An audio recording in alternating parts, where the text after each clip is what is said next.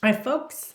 I'm Brenda Paskey, and welcome to part 5 of my 4.5 part series, The Meaning of Mulholland Drive, David Lynch's wonderful film and the greatest movie ever made. So, yeah, there's more to say. There's lots more to say because the more I look, the more I see. And the more I find once I have a theory, I can find more evidence of it in all the background scenes. So, first of all, I have made a new discovery, and that is we are dealing with 3 time periods, not just 2. We're not just dealing with reality and the afterlife. We are also dealing with the distant past. And what is the distant past? The time before we were born. So the prior generation is also reflecting onto the present generation and also in the afterlife. I have some startling revelations about Luigi, about Wally, about Joe. Further evidence that Coco has just as big of a mouth as her niece Camilla. Aunt Ruth has some more twists and turns to her. I have some more thoughts on the keys. The keys are even more significant than we thought. And then the brown Winky's mug, Diane's mug. Might be a little more to it than we thought. So, first of all, we have actually 5 families to concern ourselves with now. And here are the representations. We have the Castigliani, the white bull. We have the Kesher crane. We have the blue rose for De Rosa. We have this kind of ratty cat toy, since I don't have any black rats handy. That's for the Gonzaleses.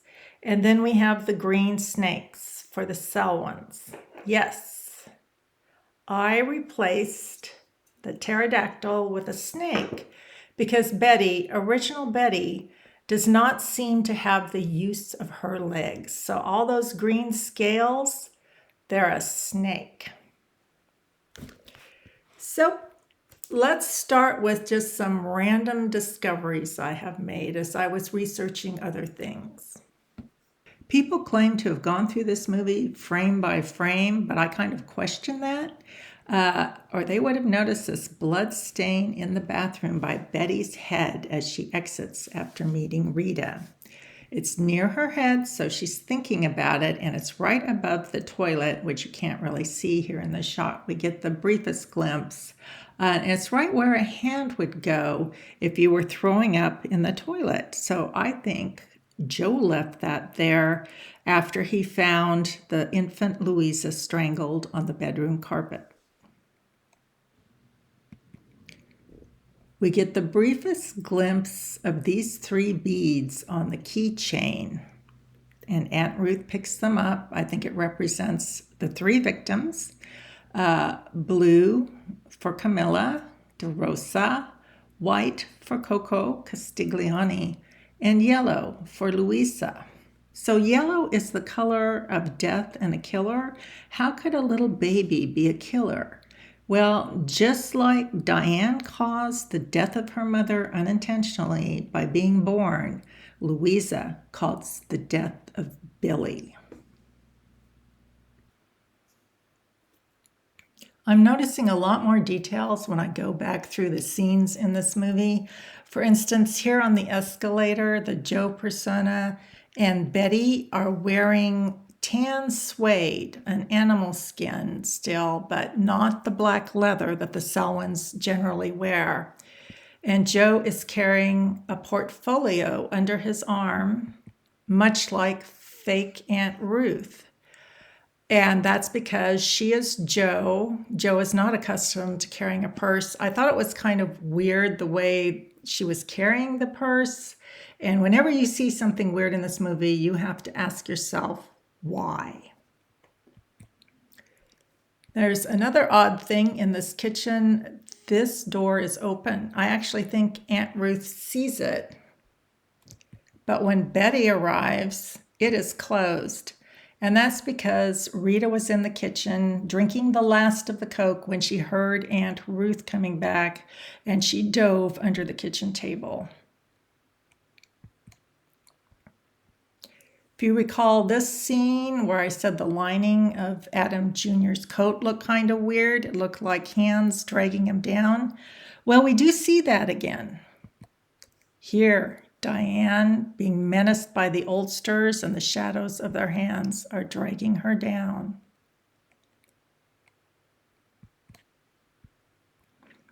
So here at Sierra Bonita, there's 3 strings of varying length, which I think represents Luisa, Camilla, and Coco, the victims of Joe and Diane.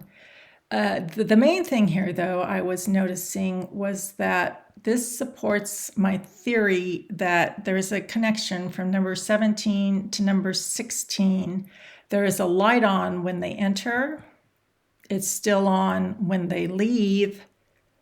But when they are in number 16 and find the body, there's no light back there. This is a different apartment. The doorknob is different. There's that dead plant there. There's a connection possibly through a laundry room, which we never see either at Havenhurst or at Sierra Bonita. Another detail is here. We see this black and white costume when Betty takes down the blue hat box. We never see it again, and it's not in the movie anywhere. But it does tell us, since it's right here by the red Chinese robe, that something was covering it up. And what it was covering it up was Aunt Ruth's costume, which is now on Rita. Rita gets all her clothes out of that closet now. And of course, it looks a lot better on her, so maybe we wouldn't recognize it yet. But it used to hang right there. Yeah, there it is, next to the Chinese robe. But she's got it on now. The pull tabs I mentioned popped up in the jewelry box, and that connects this scene to Camilla. But Hairy Arm Guy also has something that looks like a pull tab, and the first shot focuses on this as well. So this also resembles Ed's cheesy office. It's got the disgusting hot plate, the plate of half-finished food. It looks like a cigarette was put out in there. The whole thing's just disgusting. And this in particular, I have no idea what it is, but I just hate it. And this bottle of red liquid, not sure what that represents. Maybe that Camilla drank a little too much red wine and talked too much to Luigi. And this sprinkler system, no wonder Rita is comfortable hanging around the sprinklers. It feels a lot safer after her body got burned. Thanks to Joe. And here is some stuff at Sierra Bonita, number 17, that nobody seems to want to claim. The 2 white candlesticks obviously represent the De Rosa twins. The tea, nobody drinks tea except Coco. So I think this is all Camilla's stuff that was left behind when she moved to Adams, and the tea was for entertaining Aunt Coco. And down here, when Eyebrow Man comes out, I notice there's this white piece of paper on the ground by the back door. I'm not sure what it is. Is it a check that somebody didn't pay and ran out the back? Was it the envelope that held the blue key? I'm just not sure, but I'm sure it's significant because everything in this film is significant. Somebody questioned the presence of this red-headed woman right next to Diane at dinner. She's got the purple skirt suggesting some sexual talents, and I have come to the conclusion that is actually the ghost of Aunt Ruth. She's glaring over there at Camilla, who's drinking the red wine of guilt.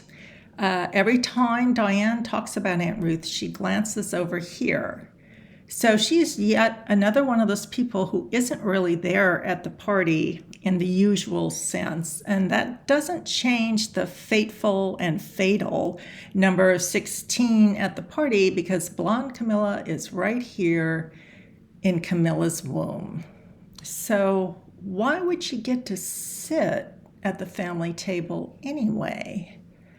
Which also makes me question, you can barely see this black woman over here. Why is she at the family table? And that is actually a mystery I have not solved. So we are treated to somebody flying through the hills of LA and they see this Hollywood sign. I think that's Aunt Ruth, and she's been giving a clue what has happened to her because the O and the D are highlighted, which I take to mean overdose, and the H is also slightly highlighted.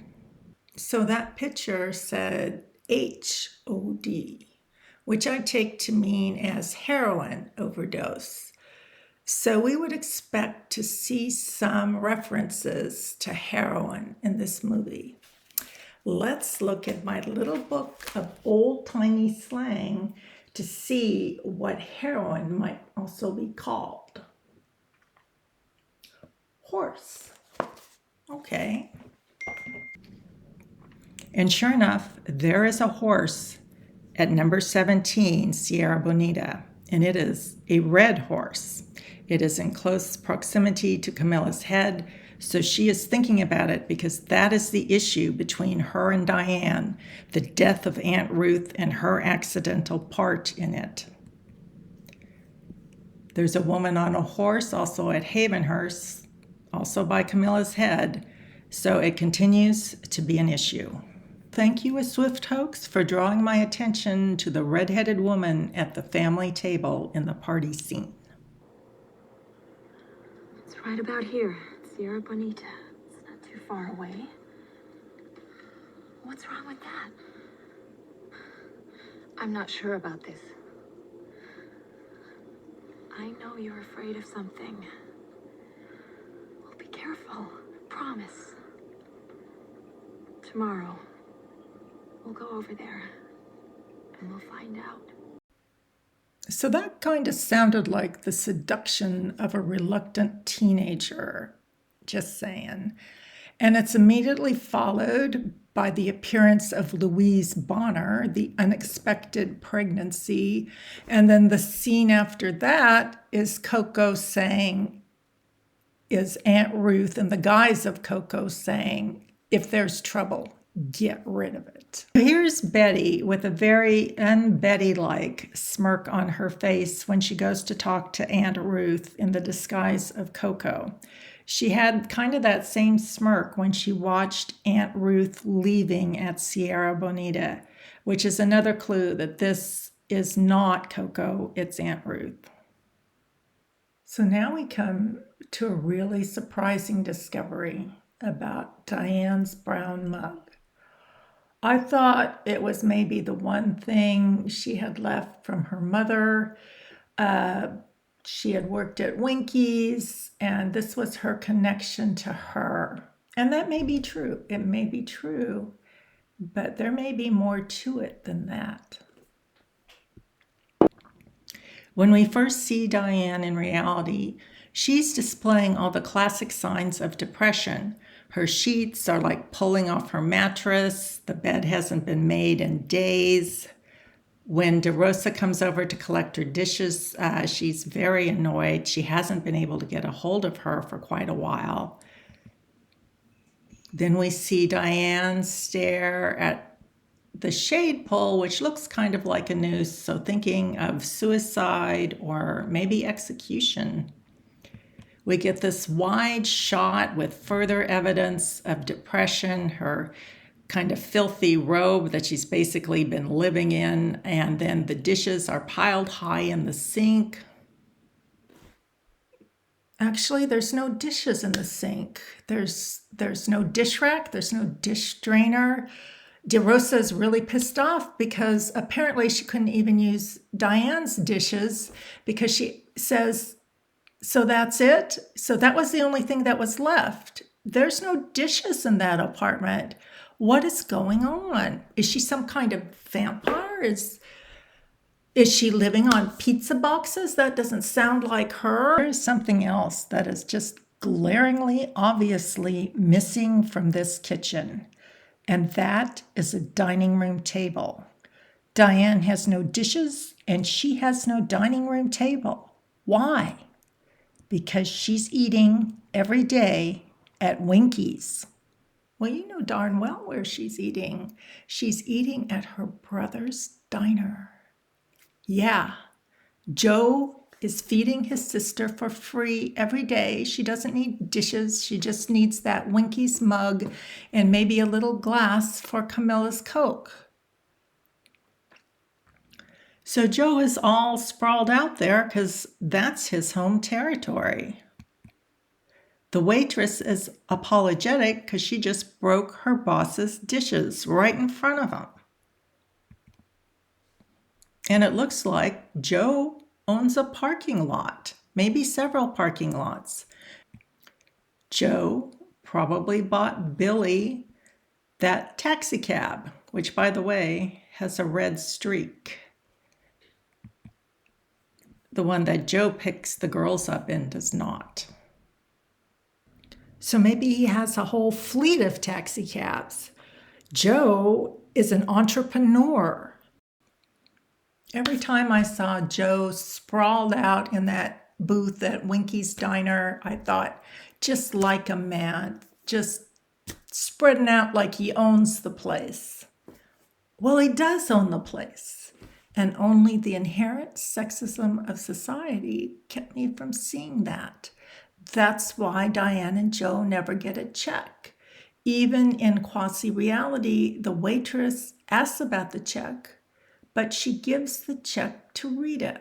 Diane is never charged. That's why the waitress is so friendly and helpful. There's just tons of evidence that it is Joe's place. And considering that his persona's name is Cookie because he burned up the body of Camilla, I wouldn't be eating at Winky's anytime soon. Was actually significant on many different levels. For instance, now we know why nobody is towing that crappy blue van. It's the boss's car. Yeah, that really changes our perception of Joe, doesn't it? Remember when Lainey said she didn't want a hot dog right there? That was because she wanted to eat at a table like a human being. And Joe provided that. He's providing for his whole family. He got Billy a job. He's been helping out all along. Oh, he'd be a really great guy, except for like the raping and murdering thing. Apparently, no woman will look at him. So, dude, get some manners lessons or something. I still not am very sympathetic. I was wondering about all those random black guys we see lurking about the edges of scenes, and I finally realized that they're only around when Adam's around, so I think they're bodyguards. Here one is at Winky's when Eyebrow Man is talking to Herb.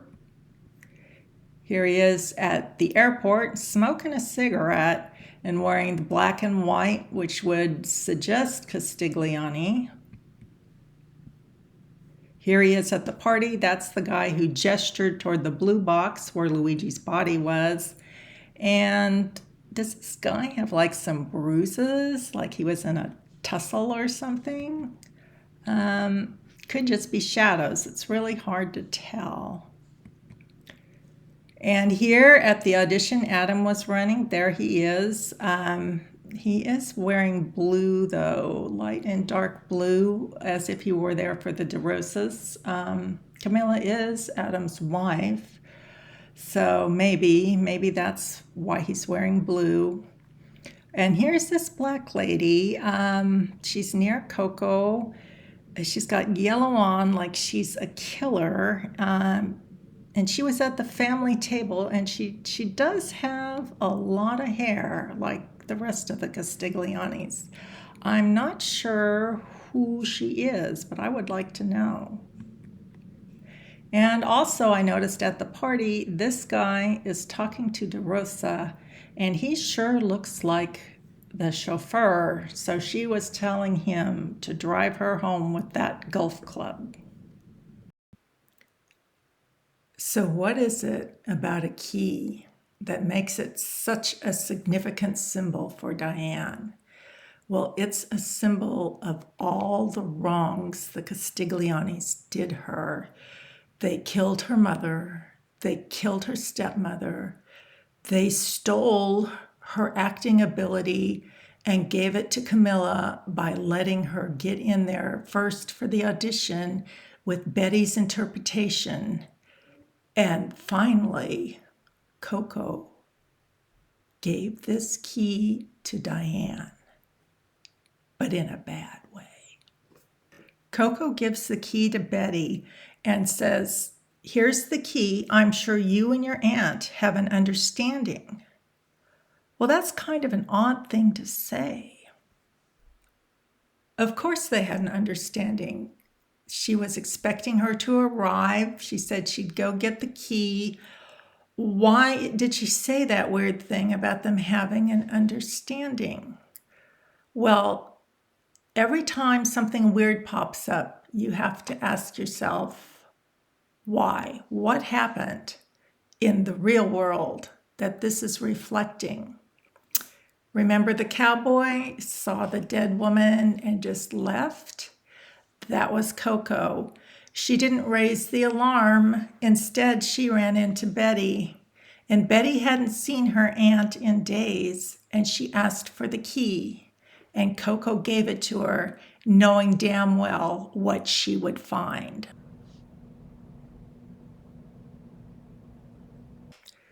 So, since some of these scenes can also represent the distant past, we need to think about when we're seeing Adam, or maybe we are seeing Wally, his father. This is one of those scenes that I think is reflecting the past, the prior generation, and the mistakes they made. This is Cynthia calling Adam to tell him to talk to the cowboy.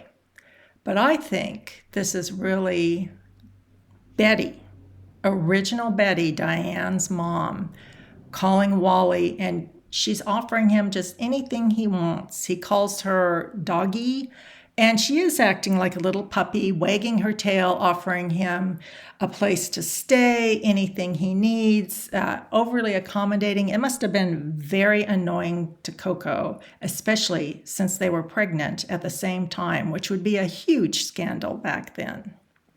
On her hand, she wears a thick gold ring, probably representing her affection for Wally.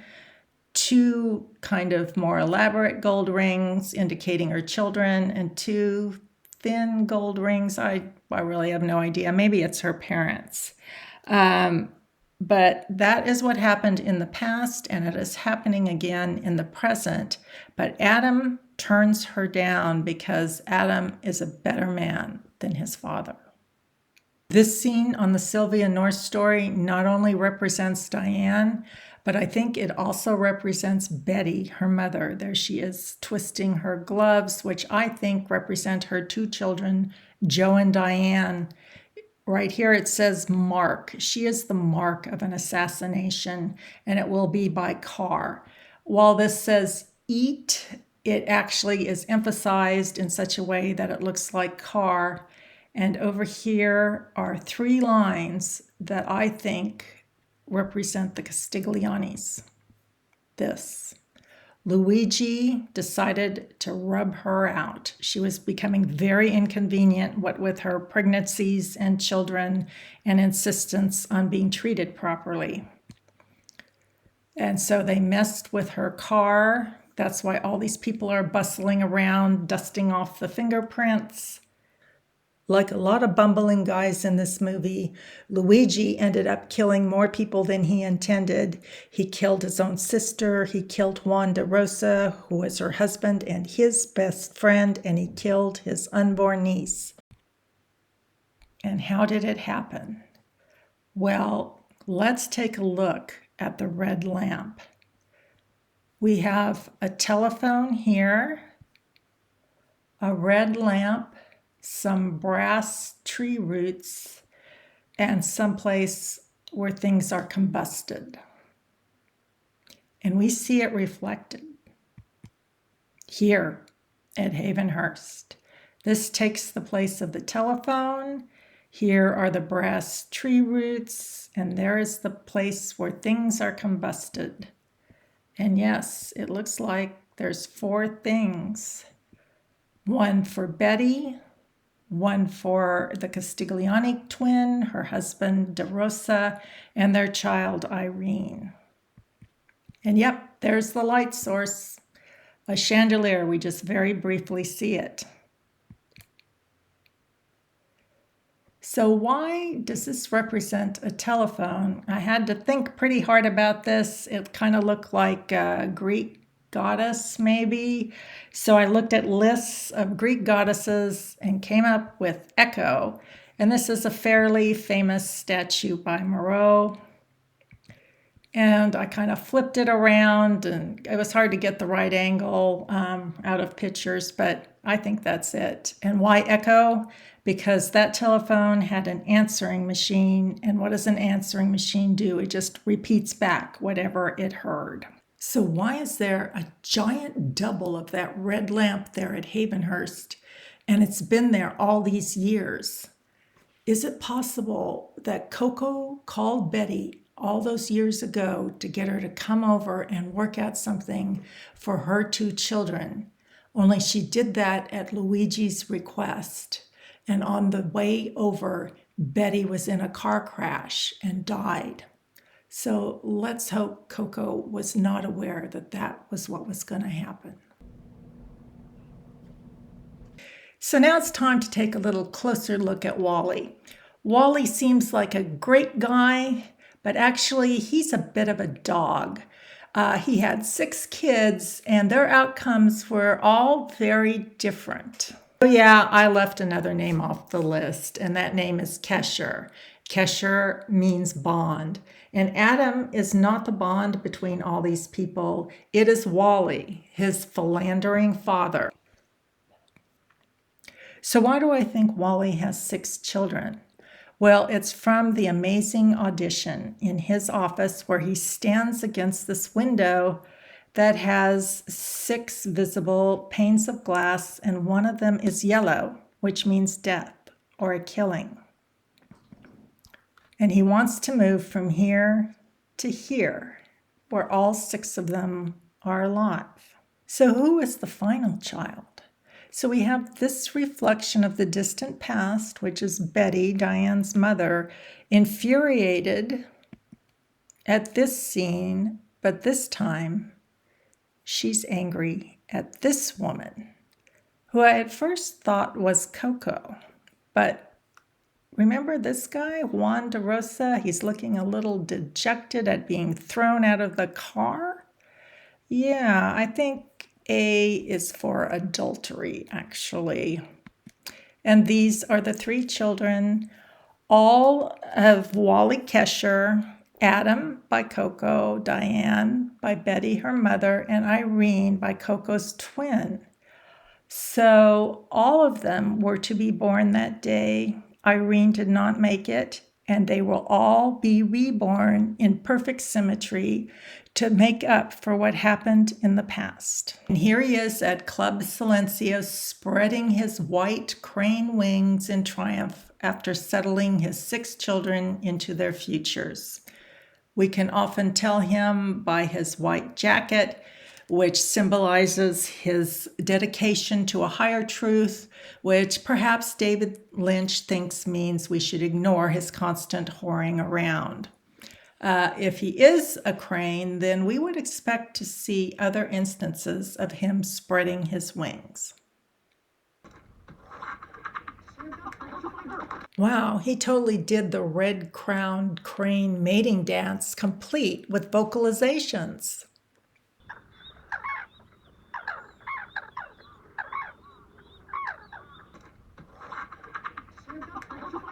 I'm not imagining it. So now I'm questioning the identity of everyone with a white jacket. Is this Japanese lady at the airport with her colorful blouse and pants actually Wally, to be reborn as a woman now that he's taking care of his kids? Is that a more wholesome version of Lainey back there? So I'm going to have to say Taka is Wally, actually, with his white jacket and white on his head. He has a white hat. And this is not exactly a hat, it's a hood. But he's standing next to this push broom that reminds me of Taka's rake. And he's watching his son Adam, and he's dressed in black, just like him. And here at the airport, is this him too, watching both his daughters? I'm going to have to redo who I think the bloodline connection is between these three siblings.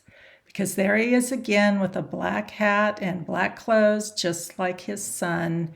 And he is the father of all of them. He even got to Aunt Ruth, even after that terrible tragedy with Betty and Coco and her sister. He created Billy. So if everyone with a hat is Wally, do we have to change our minds about who the cowboy is? I don't think so. Here we have blue hair lady who is definitely Coco, and she's got a big black bow on her head, just like the cowboy. So you're saying, what do you mean? The cowboy didn't have a bow on his head, he had a big white hat. Yeah, a big white hat with a bow, because he is a she. So I think now I can wrap up the final bits of the number symbolism. Wally had 6 children by 4 mothers.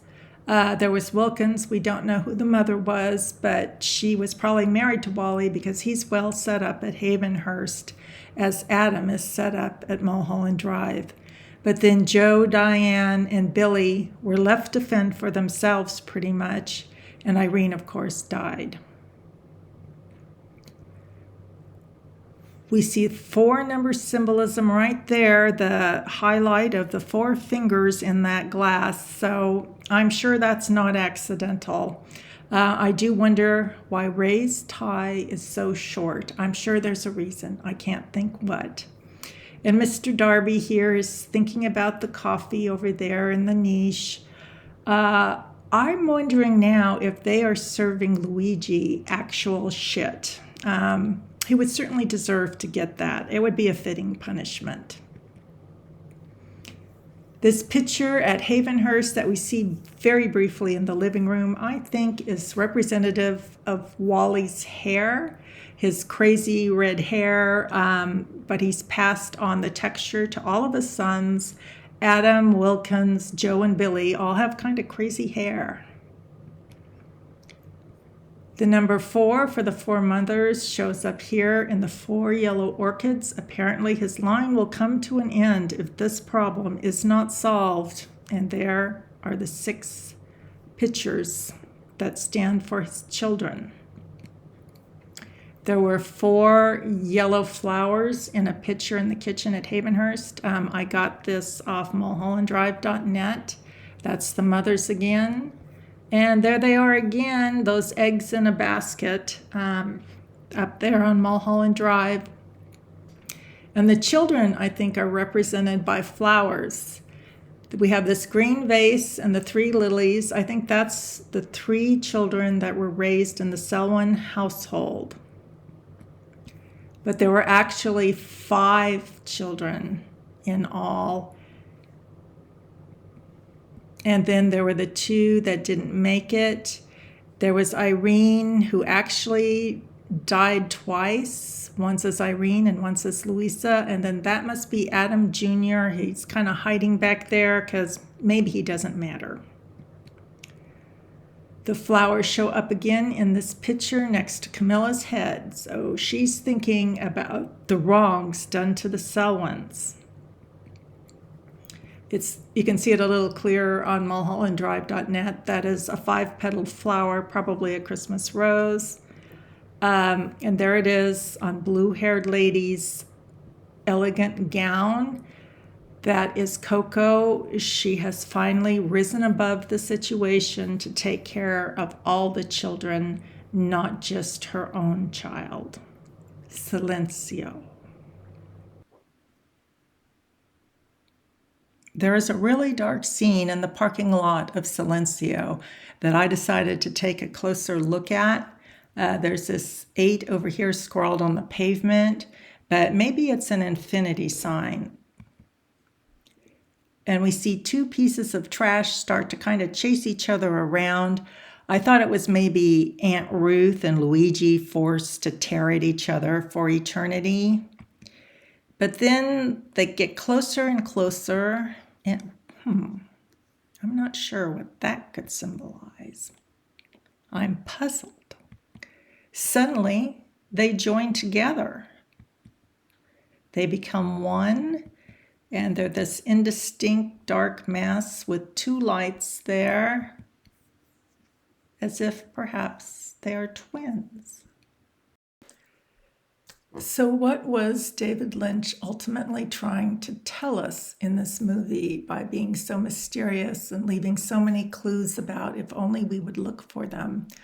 I think he believed that we had a connection to the infinite and that we could find it because it was all around us if we just could pay attention. And the reason he didn't nail down a meaning to this movie, because what you need to pay attention to is actually different for everyone. But it's all there. Our first impression of this movie should tell us what we need to attend to. And it's all around us if only we would look for it. So that's it. And hopefully this is the end, but you never know, do you?